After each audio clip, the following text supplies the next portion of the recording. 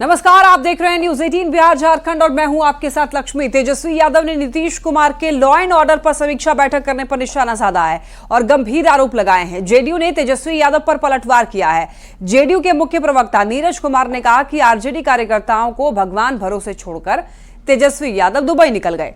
तेजस्वी यादव को जनता को जवाब देना चाहिए, वो दुबई क्यों गए हैं। तेजस्वी यादव को लॉ एंड ऑर्डर से कोई मतलब नहीं है। और 7,500 से ज्यादा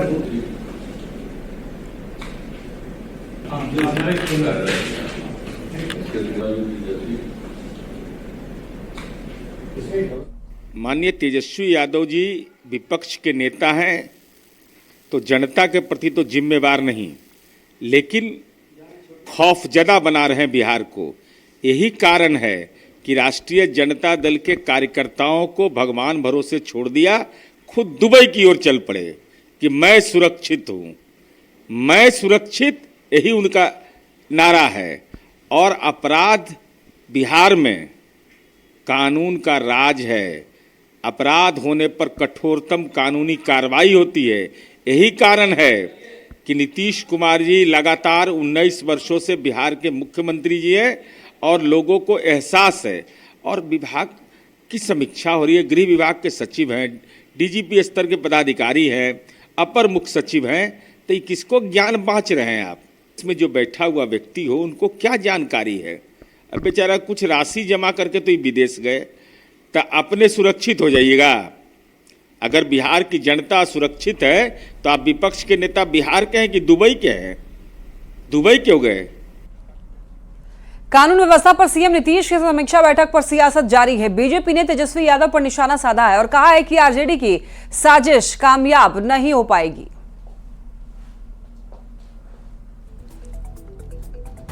माननीय मुख्यमंत्री श्री नीतीश कुमार जी की पहचान सुशासन और कानून के राज से है। तेजस्वी जी, दिक्कत उन्हें हो रही है जो पर्दे के पीछे से आपराधिक घटनाओं को अंजाम देकर सरकार को बदनाम करने और जनता की नजर में गिराने में लगे हैं।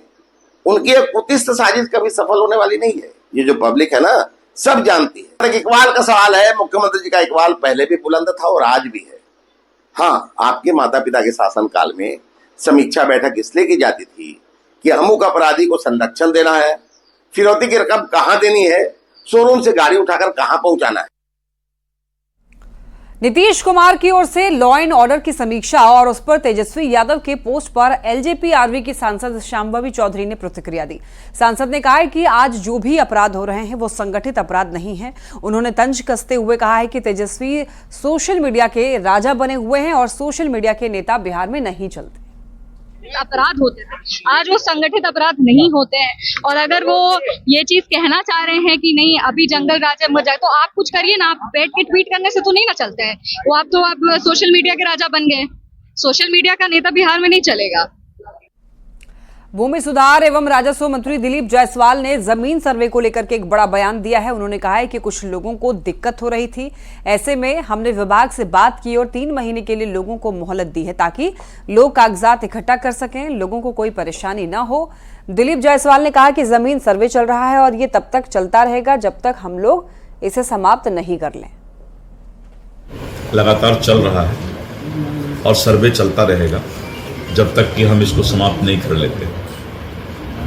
कुछ लोगों को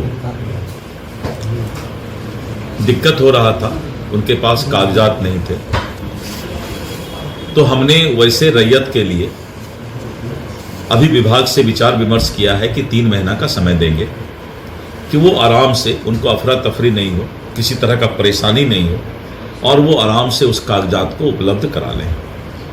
और जिनके पास कागजात है उनका सर्वे आज भी चल रहा है, कल भी चलता रहेगा। 10, 12, 15% लोग ऐसे हैं जिनको कागजात का दिक्कत हो रहा था, तो उतने से भी आबादी को कोई दिक्कत नहीं हो, सरकार इसके लिए चिंता कर रही है और उसको 3 महीने का समय हम देने जा रहे हैं। भूमि सर्वे पर विपक्ष के आरोप पर दिलीप जायसवाल ने पलटवार किया है। दिलीप जायसवाल ने कहा कि विपक्ष की बुजदिली और कमजोर इच्छा शक्ति की वजह से सर्वे अब तक नहीं हो पाया। नीतीश सरकार आज सर्वे कर रही है तो विपक्ष को मिर्ची लग रही है, निकम्मे लोगों को मिर्ची लगती है। ये सर्वे अभी तक नहीं हो पाया था। तो जो निकम्मा होता है निकम्मा विपक्ष जो कि पहले पक्ष में था, सरकार में था कांग्रेस का, और इन लोगों का शासन 70-75 साल रहा। शर्म नहीं आता है इनको कि 75 साल इनके इच्छा शक्ति 1890 के बाद जो 1910 में पहला CS सर्वे रिलीज हुआ और 1910 और आज 2024 114 साल में जो रिविजनल सर्वे चल रहा था, विपक्ष ने क्या किया? 114 साल बनाम 1 साल, यह है सरकार की चुनौती। जो काम 114 साल में नहीं हो पाया, नीतीश कुमार की सरकार आज कर रही है, तो विपक्ष को जो है मिर्ची लग रहा है। निकम्मे लोगों को मिर्ची लगता है।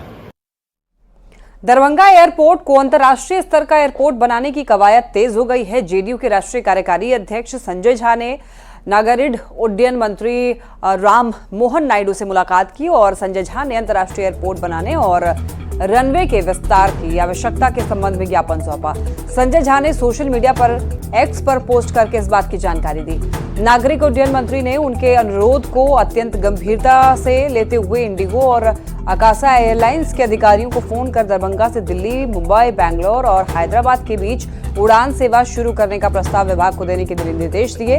साथ ही विभाग के अधिकारियों को निर्देश दिया कि दरभंगा एयरपोर्ट को अंतर्राष्ट्रीय एयरपोर्ट बनाने से संबंधित विस्तृत प्रस्ताव तैयार करें।